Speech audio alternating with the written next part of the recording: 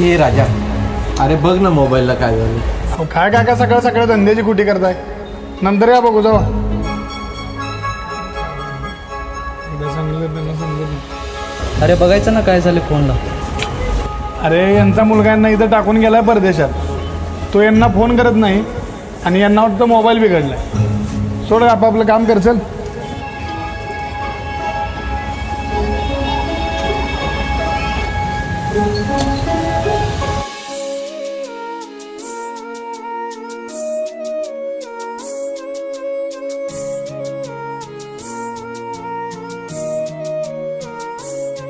कलियुगाची चित्तर कथा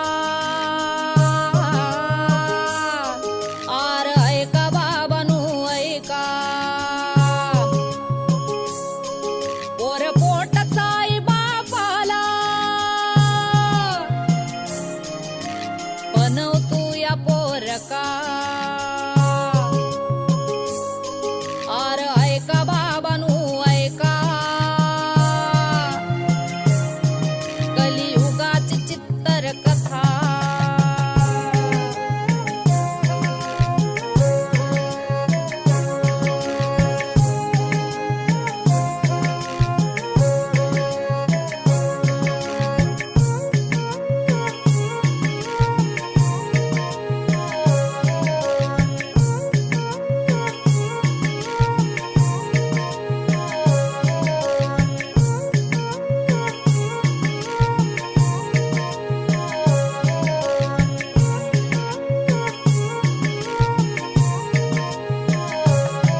काय करायचं असं जगून जीवा भावाचं नाही कोणी.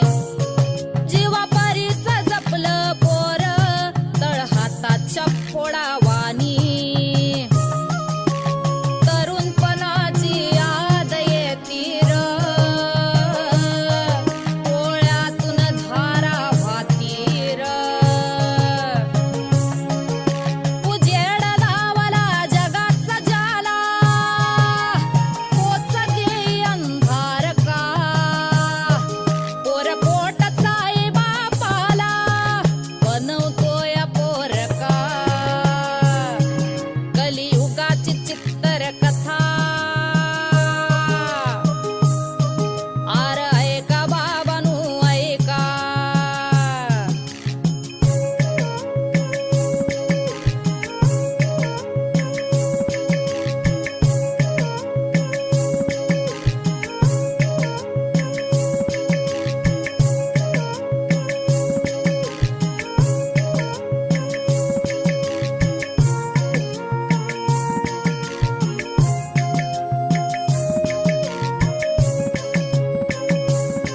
आमची लाडाची सुनबाई काय सांगू तिची नवलाई. नवऱ्याच्या कानी लाग ओझ झालं बापन आई.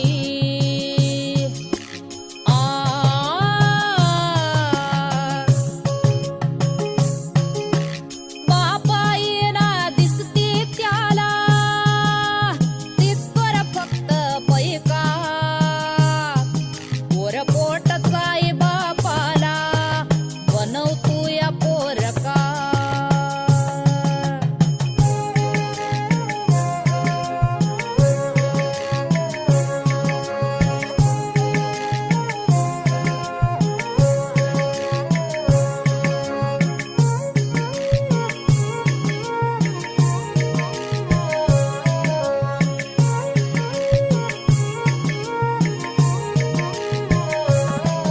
अशा वयात कुठं जाव काय खाव कुठं राहाव.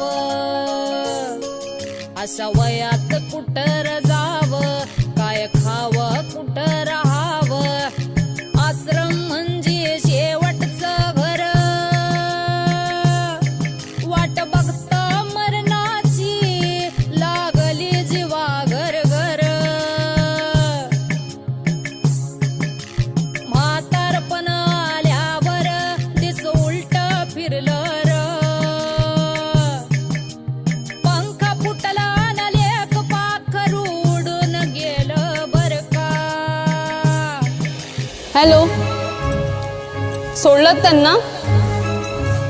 आणि हां, एक गोष्ट क्लिअर करा त्यांना आजच, इथे कुठल्याच सणासुदीला यायची गरज नाहीये त्यांनी, नाहीतर येतील आपले तोंडवर करून.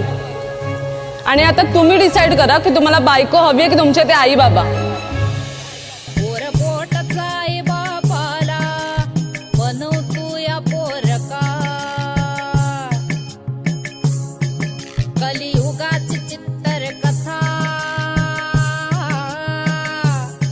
आर ऐका बाबानू ऐका, कलियुगाची चित्तर कथा. आर ऐका बाबानू ऐका.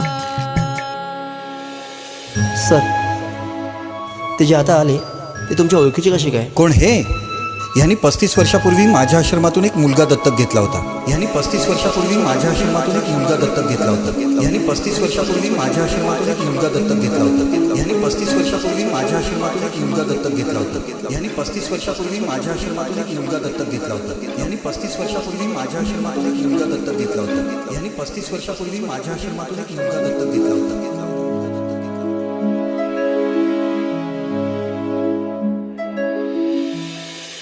म्हातारपण हे दुसरं बालपण असतं म्हणतात. फरक फक्त एवढाच की तुमच्या बालपणी तुमचं बोट धरून तुमच्या लटपटणाऱ्या पावलांना त्यांनी सावरलं होतं, आणि आज त्यांच्या थकलेल्या पावलांना तुमच्या आधाराची गरज असताना तुम्ही त्यांना वृद्धाश्रमाच्या दारात एकटं पाडलं. तिथल्या गेटवर खुटकन जरी आवाज झाला ना, तरी तिथल्या प्रत्येक थरथरत्या डोळ्यांमध्ये एक आशेचा किरण चमकतो. वाटतं, बघ, माझा सोन्या मला घ्यायला आला असेल. कुठलाही नवीन माणूस आत आला की ते वृद्ध हात आपलं गाठोडं सावरणारा कपडा शोधू लागतात की आता आपण आपल्या घरी जाणार. पण बिचारे रोज तीच आस घेऊन झोपतात आणि रोज तीच आस घेऊन जातात. त्यांचे डोळे आता त्या वाटेकडे बघून थकून गेलेत रे. ज्यांनी तुम्हाला पहिलं पाऊल टाकायला शिकवलं, त्यांचं शेवटचं पाऊल एकट्याने पडू देऊ नका.